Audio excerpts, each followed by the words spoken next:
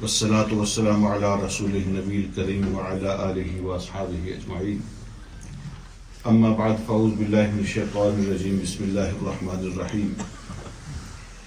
إن الله عالم غيب السماوات والأرض إنه عليم بذات الصدور.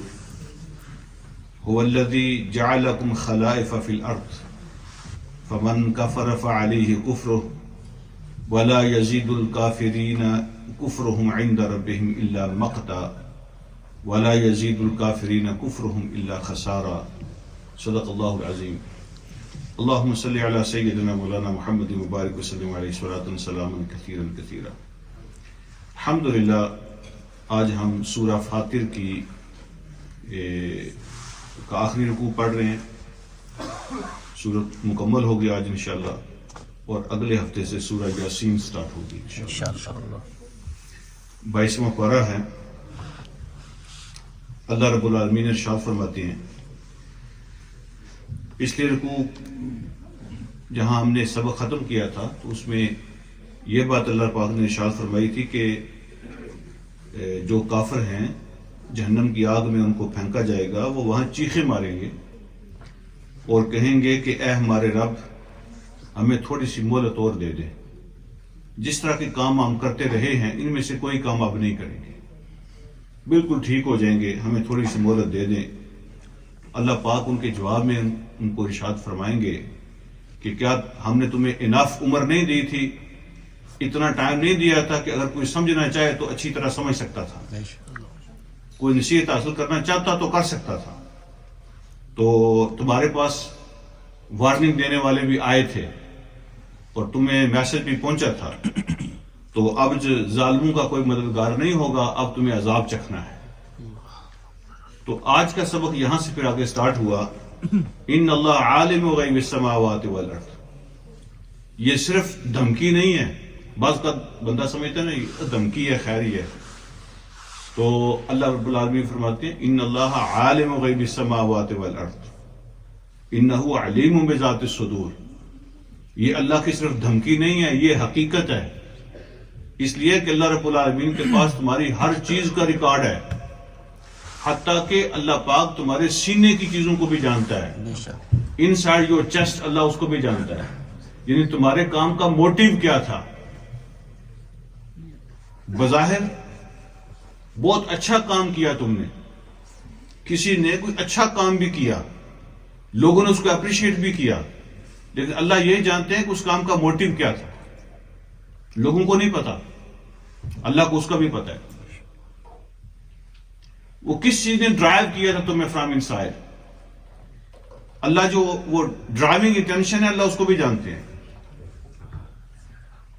تو اللہ رب العالمین سے تمہاری کوئی بات چھپی نہیں ہے. یہ صرف اللہ کی دھمکی مت سمجھنا. ان اللہ عالم غیب السماوات والارض. ہر چیز آسمان و زمین کی جو چھپی ہوئی ہے اللہ اس کو جانتے ہیں. انہ علیم بذات الصدور. تمہارے سینے کی باتیں بھی اللہ جانتے ہیں ان سائڈ. اور جب اللہ کہتے ہیں تم پیش کیے جاؤ گے تو یہ صرف باڈی پیش نہیں ہوگی، صرف جو عمل ہوئے وہ پیش نہیں ہوں گے، جو عمل کے موٹیوز ہیں وہ بھی پیش ہوں گے، جو اندر کے ارادے اور نیتیں تھیں وہ بھی پیش ہوں گی. کون کون سا کام کس کس نیت کے ساتھ کیا تھا اللہ اس کو بھی جانتے ہیں. لہذا وہ تمہارے فیصلے کرے گا. یہ صرف اللہ کی دھمکی نہیں ہے. یہاں ایک پوائنٹ میں تھوڑا سا کلیئر کرنا چاہتا ہوں. یہ جو اللہ جگہ جگہ فرماتے ہیں نا کہ اللہ غیب کی باتوں کو جانتے ہیں. ان اللہ عالم غیب السماوات. آسمان و زمین کی ہر غیب کو اللہ جانتے ہیں. تو غیب کا کیا مطلب ہے؟ اللہ سے کوئی چیز غائب ہوتی ہے؟ اللہ سے کوئی چیز غائب ہے ہی نہیں. تو پھر اللہ یہ کیوں کہتے ہیں کہ اللہ غائب کو جانتے ہیں؟ اللہ سے غائب نہیں ہوتی کوئی چیز، لیکن مخلوق سے بہت ساری چیزیں غائب ہیں. تو اللہ میرے اور آپ کے غائب کی بات کر رہے ہیں، اللہ اپنے غائب کی بات نہیں کر رہے. اللہ سے کوئی غائب نہیں ہے، لیکن ہم سے بہت ساری چیزیں غائب ہیں. اللہ فرما رہے ہیں جو تم نہیں جانتے، جو کوئی مخلوق نہیں جانتی، جو کسی کو نہیں پتا، اللہ کو اس کو بھی پتا ہے. یہ تو ہو سکتا ہے کہ جو تمہاری نیت ہے یہ تمہیں تو پتا ہو، لیکن جو دوسرے لوگ ہیں ان کو نہیں پتا. اللہ اس کو بھی ایکسپوز کریں گے، وہ اس کو بھی ہر چیز کو جانتے ہیں. تم نے کل کیا کرنا ہے ہو سکتا ہے تمہیں پتا ہو، لیکن اگلے دن کیا ہوگا تمہیں کوئی پتہ نہیں ہے، تو وہ تم سے غائب ہے. تمہاری چیزوں کے کنسیکوینسز کیا ہوں گے وہ تم سے غائب ہیں. اللہ ان سارے غائب کو جانتے ہیں. جو تم سے غائب ہے نا وہ اس سے غائب نہیں ہے. اللہ پاک نے میرے اور آپ کے غائب کی بات کی ہے، اللہ سے کوئی چیز غائب نہیں ہے. اگلی بات اللہ فرماتے ہیں هو الذی جعلکم خلائف فی الارض، وہ اللہ وہی ہے جس نے تمہیں زمین میں خلیفہ بنایا. تمہیں زمین میں خلیفہ بنایا، نائب بنایا. کس کا خلیفہ؟ اس کے دو مطلب ہے. ایک یہ ہے کہ ایک جنریشن جاتی ہے تو دوسری جنریشن اس کو ریپلیس کر لیتی ہے. تو جو لیٹر جنریشن ہوتی ہے وہ خلیفہ ہوتی ہے پہلی جنریشن کی.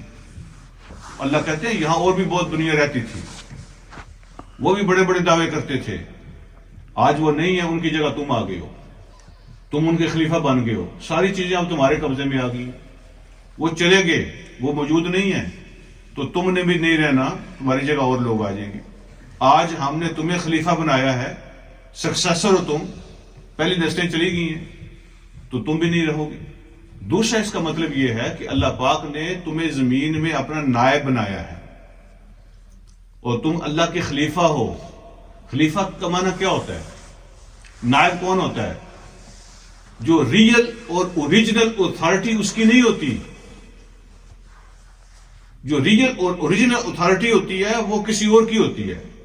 جو نائب ہوتا ہے وہ اس کے بہاف پہ کام کر رہا ہوتا ہے، وہ مالک نہیں ہوتا. نائب مالک نہیں ہوتا. آپ کسی کو وکیل بناتے ہیں نا اپنا کسی کیس کے اندر، تو وکیل آپ کا نائب ہوتا ہے. تو کیا وکیل مالک ہوتا ہے؟ وکیل مالک نہیں ہوتا، نائب مالک نہیں ہوتا. مالک جو ہوتا ہے وہ اونر کوئی اور ہے، تم اس کے نائب ہو. تو یہ جو تم سمجھتے ہو نا کہ شاید ہم اونر ہیں، یہ مکان، یہ بزنس، یہ دولت، یہ دنیا یہ ہماری ہے. اللہ فرماتے ہیں والذی جعلکم خلائف فی الارض، تم مالک نہیں ہو، ریئل اونرشپ اللہ رب العالمین کی ہے، تم اس کے نائب ہو. اس نے یہاں دنیا میں تمہیں اپنا خلیفہ بنایا ہے. تو ہم خلیفہ ہیں جنریشن ٹو جنریشن بھی.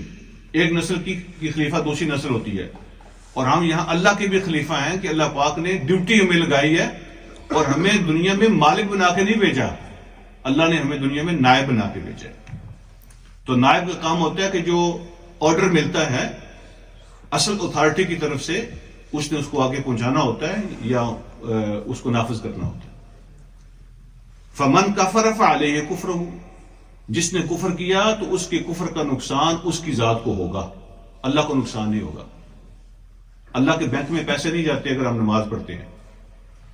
اگر ہم نیکی کرتے ہیں تو اللہ کا بینک بیلنس بڑھتا نہیں ہے، اس کی پاور میں اضافہ نہیں ہوتا. اور اگر ہم نہیں پڑھتے تو اس کی پاور میں کمی نہیں ہوتی. فمن کفر فعلیہ کفرہ، جس نے انکار کیا اس کے انکار کا نقصان اور وبال اور بوجھ اور برڈن اس کی ذات پہ ہوگا. ولا یزید الکافرین کفرہم عند ربہم الا مقتا. یہ مقتا کا لفظ ہم نے سمجھنا ہے ذرا. تو جو کافر ہے نا ان کے کفر میں، کفر کی وجہ سے کسی چیز میں اضافہ نہیں ہوتا سوائے اللہ کی دشمنی اور اللہ کے بغض میں. جب بندہ کفر کر رہا ہوتا ہے نا، ہر روز جب کفر کرتا ہے تو اللہ کی دشمنی میں اضافہ ہوتا چلا جاتا ہے. تو جو کافروں کا کفر ہے نا وہ ان کے لیے اللہ کی دشمنی کے علاوہ کسی چیز میں اضافہ نہیں کر رہا. مقتن کا معنی ہوتا ہے اگر ایک آدمی کی 2-3 بیویاں ہوں نا اور وہ بندہ فوت ہو جائے اور اس کا بچہ کہے کہ میں نے اپنے باپ کی بیوی سے شادی کرنی ہے، تو یہ کتنا بڑا غیرت کا مسئلہ ہے. میری جو اسٹیپ مدر ہے میں اس سے نکاح کروں گا، اور اس غیرت کی وجہ سے وہ کہے کہ میں اپنی ماں سے نکاح کروں گا. آپ اندازہ کریں کہ کتنی تکلیف ہوتی ہے اور کتنا غصہ آتا ہے. یہ مختن کا معنی ہے. تو یعنی ایسی دشمنی جس کی بیس نفرت ہو.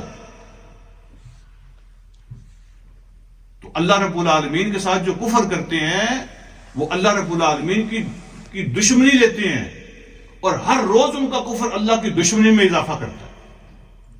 اللہ کی نفرت میں اضافہ کرتا ہے. ان کے لیے اللہ کا بغض اور نفرت بڑھتی ہے اور اللہ کی دشمنی میں وہ اضافہ کرتے ہیں. اس کے سوا ان کا کفر ان کے لیے کچھ نہیں کرتا. اور پھر فرمایا وَلَا يَزِيدُ الْكَافِرِينَ كُفْرُهُمْ إِلَّا خَسَارًا. اور جب کافر کفر کرتے ہیں، انکار کرتے ہیں، تو ان کے کفر کی وجہ سے ان کے اپنے نقصان میں اضافہ ہوتا رہتا ہے، اور سوائے نقصان تو ان کو کچھ نہیں ملتا. تو ہر روز اور ہر وقت کے کفر کے ساتھ نقصان میں اضافہ ہوتا ہے.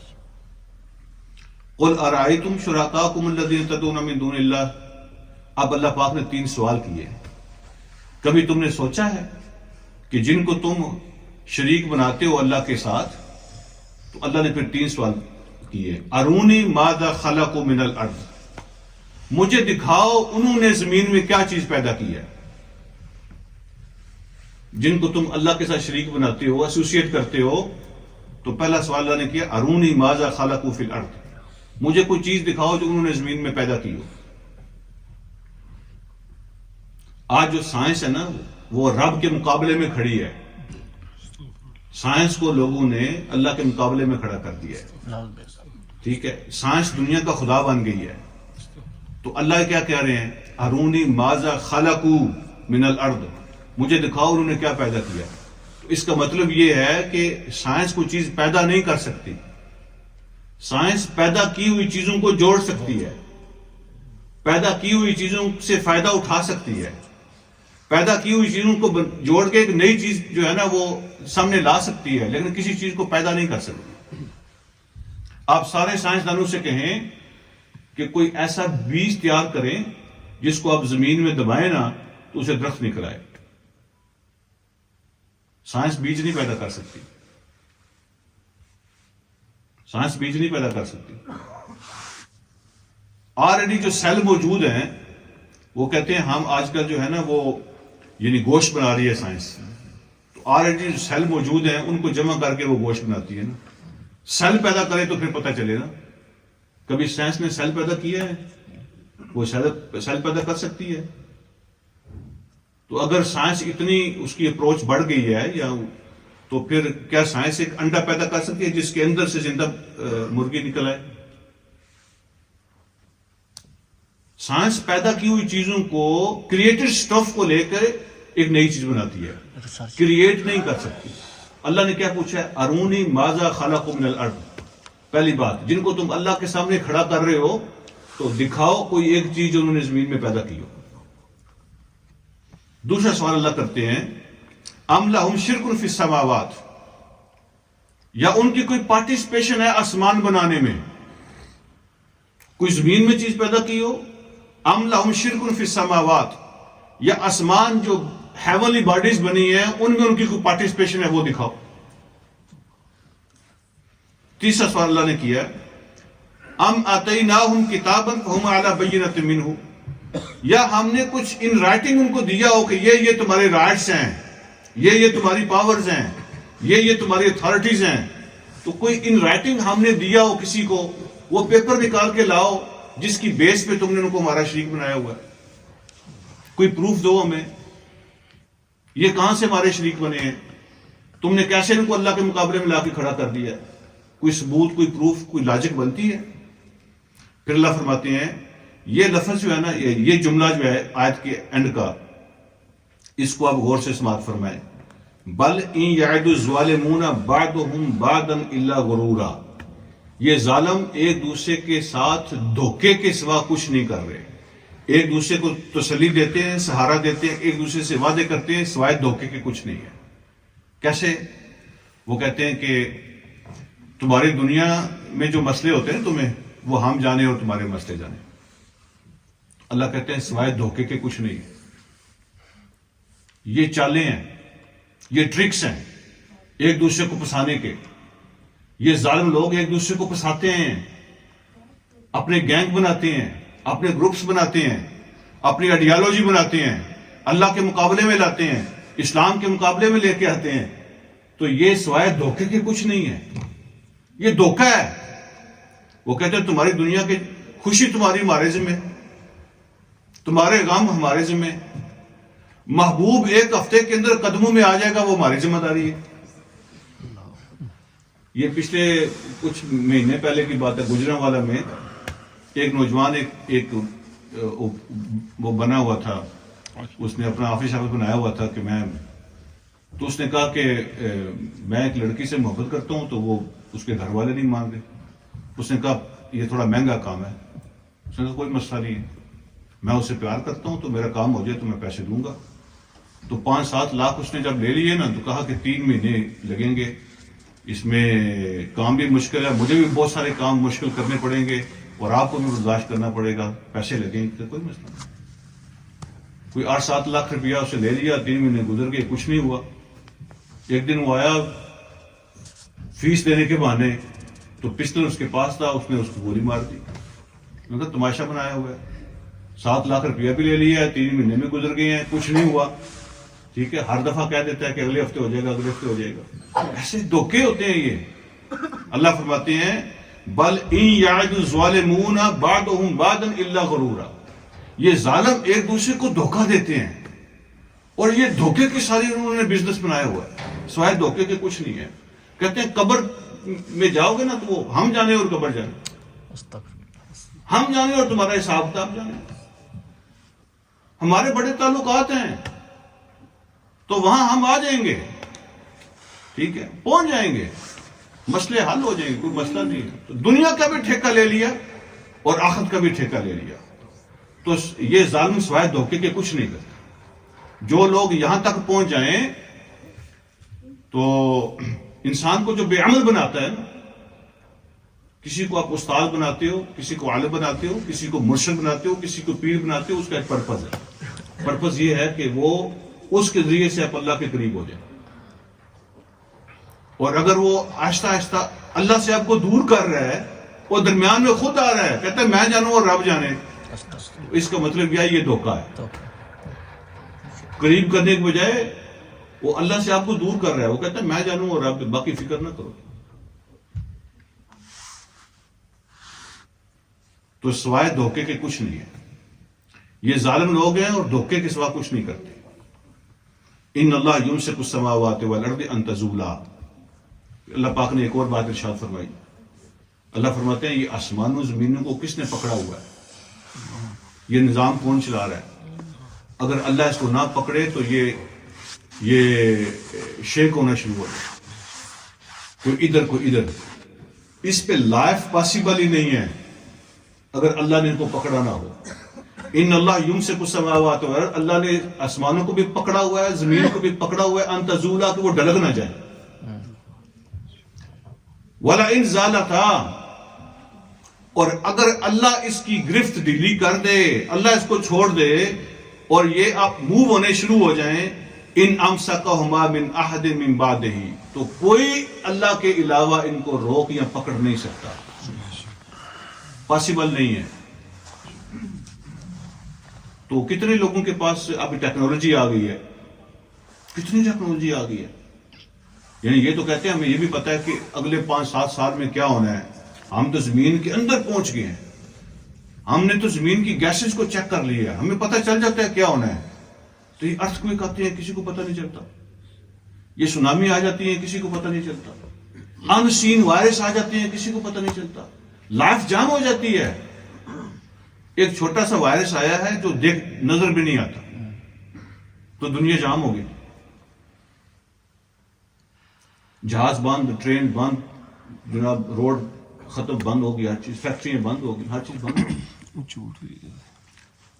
اللہ فرماتے ہیں کہ اگر اللہ ان کو نہ پکڑے تو کوئی نہیں ہے اس کے علاوہ، جو کوئی ایک بھی نہیں ہے، من احد، اس کے علاوہ نہ کوئی فرشتہ، نہ کوئی نبی، نہ کوئی ولی، نہ کوئی سائنس، نہ کوئی سسٹم، کچھ بھی نہیں ہے، کوئی ایک بھی نہیں ہے جو ان کو پکڑ سکے.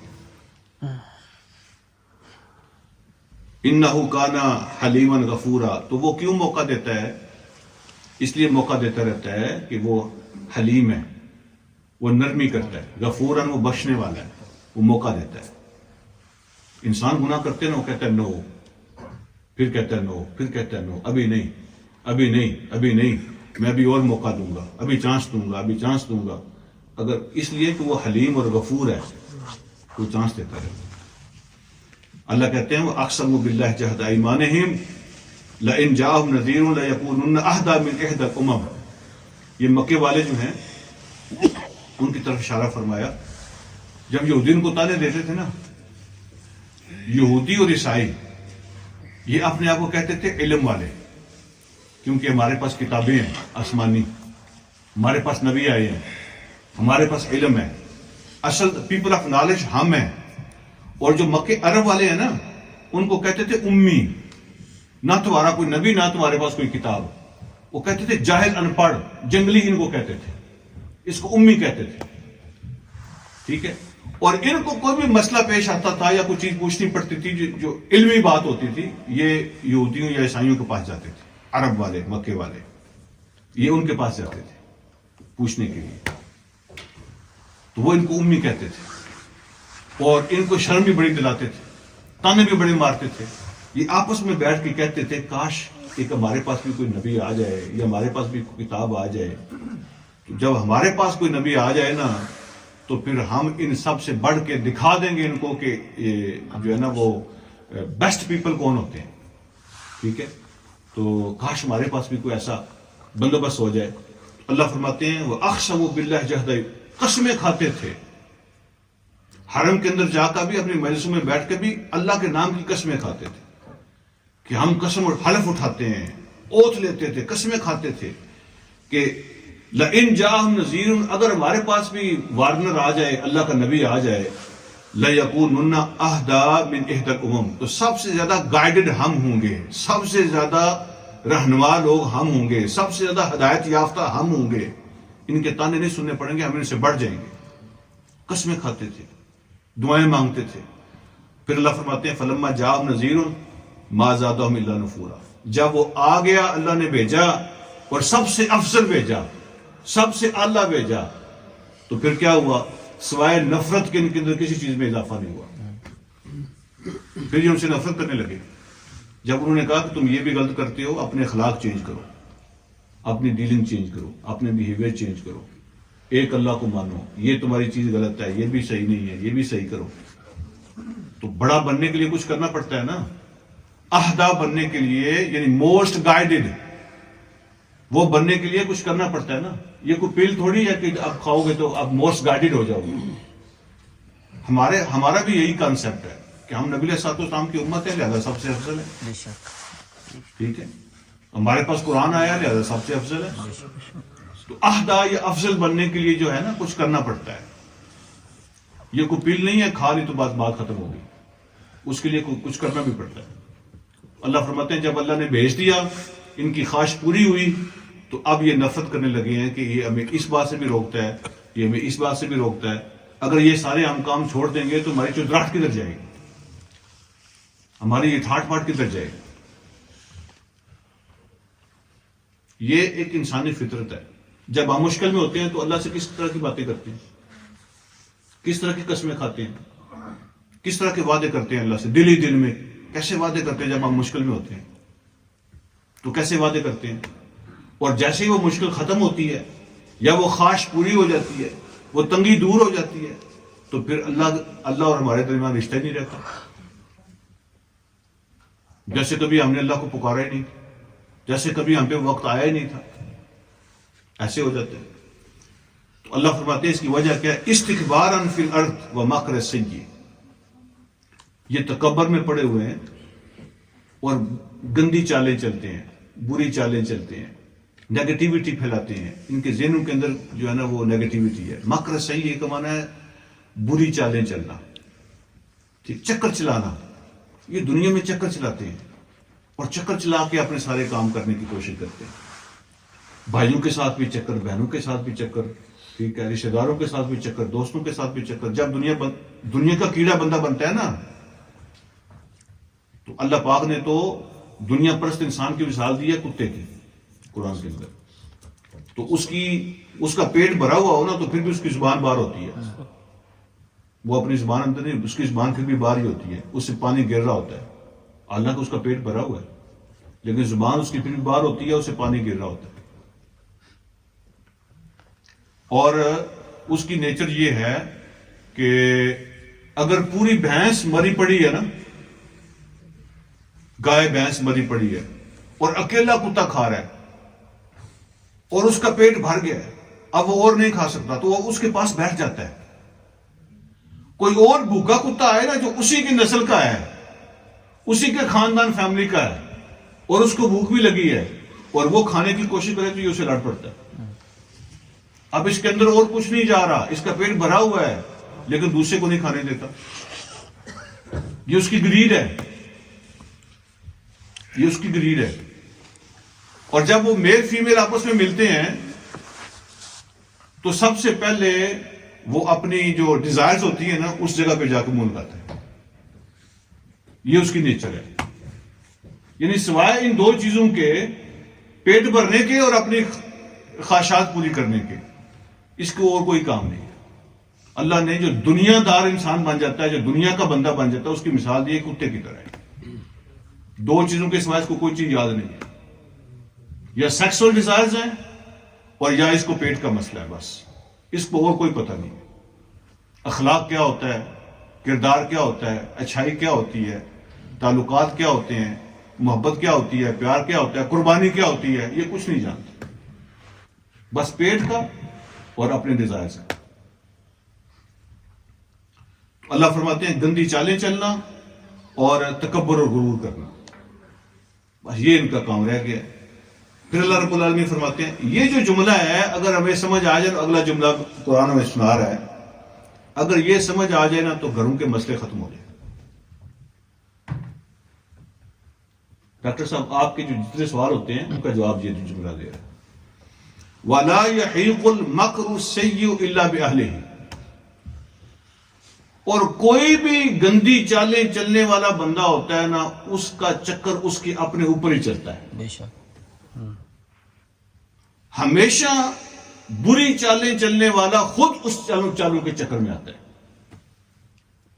یہ اللہ رب العالمین کا اعلان ہے. وَلَا يَحِيقُ الْمَكْرُ السَّيِّئُ إِلَّا بِأَهْلِهِ. اور گندی چالیں چلنے کا نقصان صرف اس کو ہوتا ہے جو وہ چالیں چلتا ہے. اس کا یہ مطلب نہیں ہے کہ اس کی چال دوسروں کے خلاف کبھی کامیاب نہیں ہوتی، دوسروں کو بھی نقصان پہنچاتا ہے، لیکن اصل نقصان اپنا کرنا اس آدمی کا ہوتا ہے جو گندی چال چلتا ہے، دنیا میں بھی. اور اگر کسی وجہ سے اللہ اس کو دنیا میں بچا لیں یا وہ بچ جائے تو آخرت میں نہیں بچ سکتا. وَلَا يَحِيقُ الْمَكْرُ السَّيِّئُ إِلَّا بِأَهْلِهِ.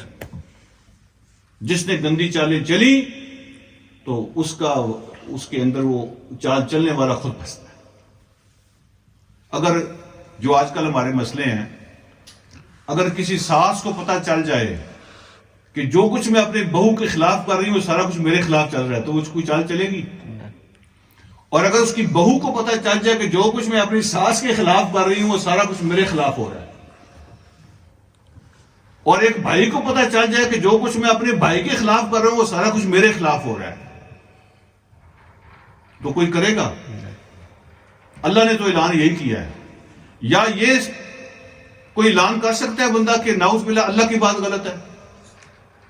یا تو ہماری سوچ غلط ہے یا اللہ کی بات غلط ہے. ایک ہی چیز غلط ہوگی نا، اللہ کی بات تو غلط ہو نہیں سکتی. اللہ نے اعلان فرمایا وَلَا يَحِيقُ الْمَكْرُ السَّيِّئُ إِلَّا بِأَهْلِهِ. کوئی اور اس کے چکر میں نہیں پھنستا جو گندی چال چلتا ہے سوائے اس کی اپنی. وہ خود اس میں پھنستا ہے. یہ اگر سب کو پتہ چل جائے تو ہر طرف خیر ہی خیر ہو جائے. فَهَلْ يَنظُرُونَ إِلَّا سُنَّةَ الْأَوَّلِينَ. یہ انتظار کر رہے ہیں کہ جو کچھ پہلوں کے ساتھ ہوا تھا ان کے ساتھ بھی ہو. بس یہ انتظار کر رہے ہیں کہ جو کچھ اللہ نے پہلوں کے ساتھ کیا تھا ان کے ساتھ یہ ہوگا. اور اللہ فرماتے ہیں یہ ہوگا. جو بھی یہ کام کرتا ہے نا اس کے ساتھ جو اللہ نے پہلے کیا آج بھی ہوگا. اللہ کا قانون نہیں بدلا. پھر اللہ رب العالمین نے سرٹنٹی کے ساتھ کہا فَلَن تَجِدَ لِسُنَّةِ اللَّهِ تَبْدِيلًا. کبھی بھی آپ اللہ کا طریقہ بدلا ہوا نہیں پائیں گے. اللہ کا قانون نہیں بدلتا. اللہ کا جو قانون ہے اس کو آپ بدلا ہوا نہیں پائیں گے. وہ سب کے لیے سیم ہے. جو چکر چلاتا ہے جس طرح اللہ نے ان کو پہلے سزائیں دی ہیں تو آج بھی اللہ کا قانون ان کے لیے بھی وہی ہے. وَلَن تَجِدَ لِسُنَّةِ اللَّهِ تَحْوِيلًا. اور اللہ کی جو قانون ہے وہ ٹلتا نہیں ہے. ٹھیک ہے کہ نہیں میری جگہ پہ اس کو پکڑ لو، ایسا نہیں ہوتا. کوئی اللہ کے قانون کو تبدیل نہیں کر سکتا، اس کا رخ چینج نہیں کرتا، اور اللہ اپنے قانون نہیں بدلتا۔ کوئی رشتہ داری نہیں ہے اللہ کی ہمارے ساتھ کہ تم تو کرو گے تو میں تمہیں کچھ نہیں کہوں گا، لیکن وہ کریں گے تو میں ان کو نہیں چھوڑوں گا۔ جیسے وہ ہمارے پنجابی میں مثال بنی ہوئی ہے نا کہ اگر کسی بڑے خاندان کا بچہ جب غلطی کرتا ہے تو کوئی بات نہیں پتر، کوئی بات نہیں ہوگی، تو کوئی چھوٹا ہو یا کمزور ہو تو ہر بندہ اس کو دو لگانے کی کوشش کرتا ہے۔ ایسی رشتہ داری اللہ کی کسی کے ساتھ نہیں ہے کہ کوئی کرے تو اللہ اس کو لگائے اور کوئی اور کرے تو اللہ اس کو چھوڑ دے، ایسا نہیں ہے۔ نہ اللہ کا قانون بدلے گا، نہ اس کو کوئی چینج کر سکتا۔ پھر اللہ رب العالمین فرماتے ہیں اولم یسیروا فی الارض، کبھی زمین میں نکلے نہیں ہو، کبھی وہ گھومے پھرے نہیں زمین کے اندر، فینظروا کیف کان عاقبۃ الذین من قبلہم، کہ وہ دیکھتے کہ جو پہلی قومیں گزری ہیں ان کے ساتھ کیا ہوا تھا۔ کبھی ہسٹری نہیں پڑھی، کبھی ان کے ملکوں کا چکر نہیں لگا، کبھی وہ زمین میں گھومے پھرے نہیں ہیں کہ جا کے دیکھ لیتے کہ جو پہلی قومیں گزری ہیں ان کے ساتھ کیا ہوا، جنہوں نے کفر کیے، جنہوں نے شرک کیے، جنہوں نے اللہ سے ایسوسیٹ کیے، جنہیں گند مچایا دنیا میں، ان کے ساتھ کیا ہوا۔ اور پھر اللہ کہتے ہیں وَكَانُوا أَشَدَّ مِنْهُمْ قُوَّةً، ان سے زیادہ تھی ان کے پاس طاقت، ان کی پاور ان سے زیادہ تھی ان کے پاس، سورسز ان سے زیادہ تھے ان کے پاس، نہ طاقت نے ان کو بچایا نہ سورسز نے ان کو بچایا۔ وَمَا كَانَ اللَّهُ لِيُعْجِزَهُ مِنْ شَيْءٍ فِي السَّمَاوَاتِ وَلَا فِي الْأَرْضِ، کوئی چیز دنیا میں نہیں ہے، نہ آسمانوں میں نہ زمین میں، جو اللہ کو روک لے، جو اللہ کو مجبور کر لے، جو اللہ کو روک لے، اللہ کو مجبور کر لے، اللہ کو بے بس کر دے۔ کوئی چیز نہیں ہے آسمان و زمین میں کہ کوئی یہ سمجھے کہ نہیں میں اللہ کو بلیک میل کر سکتا ہوں یا اللہ کو روک سکتا ہوں۔ انہ کان علیما قدیرا، وہ سب جانتا بھی ہے، اس کو ساری طاقت بھی ہے۔ اور آخری آیت جو ہے نا آج کی سبق کی، وَلَوْ يُؤَاخِذُ اللَّهُ النَّاسَ بِمَا كَسَبُوا مَا تَرَكَ عَلَى ظَهْرِهَا مِن دَابَّةٍ، اگر اللہ لوگوں کے عملوں کی وجہ سے ان کو پکڑنے لگے، اگر اللہ لوگوں کے عمل کی وجہ سے ان کو پکڑنے لگے تو دنیا میں کوئی لائف پاسبل نہ رہے۔ یعنی انسانوں کی بات نہیں ہے، انسانوں کی بات نہیں ہے، کوئی بھی زندگی، ما ترک علی ظہرہا من دابہ، اللہ اس زمین پر کوئی جانور بھی رہنے نہ دے، کوئی کیڑا آپ کو نظر نہ آئے، یہ دنیا رہے ہی نہ تو زندگی کیسے رہے گی؟ اگر اللہ نے یہ طے کیا ہو نا کہ جو اس لیول کو کراس کرے گا دنیا ختم، تو کب کی ختم ہو چکی ہوتی۔ کتنی دفعہ ہم نے وہ لیول کراس کیے ہیں۔ اللہ فرماتے ہیں کہ اگر اللہ ڈیل کرے نا تمہارے عمل کے حساب سے تو نہ آسمان بچے نہ زمین بچے، ختم، کوئی زندگی یہاں نہ ہو۔ وَلَوْ يُؤَاخِذُ اللَّهُ النَّاسَ بِمَا كَسَبُوا، اگر اللہ ڈیل کرے، پکڑے لوگوں کو ان کے گناہوں کی وجہ سے، مَا تَرَكَ عَلَى ظَهْرِهَا مِن دَابَّةٍ، تو وہ اللہ زمین پر کوئی جاندار نہ چھوڑتا۔ زمین آسمان پھٹ چکے ہوتے، ختم ہو چکے ہوتا سسٹم، لیکن وہ ایسا کیوں نہیں کرتا؟ وَلَكِنْ يُؤَخِّرُهُمْ إِلَىٰ أَجَلٍ مُّسَمًّى، لیکن اللہ ان کو مہلت دیتا رہتا ہے ایک وقت تک، ایک ڈیسائیڈڈ ٹائم ہے، ایک ڈیسائیڈڈ لمٹ ہے، اللہ اس وقت تک مہلت دیتا رہتا ہے، مور چانس دیتا رہتا ہے، ایک اور چانس، ایک اور چانس، ایک اور چانس، اللہ چانس دیتا ہے۔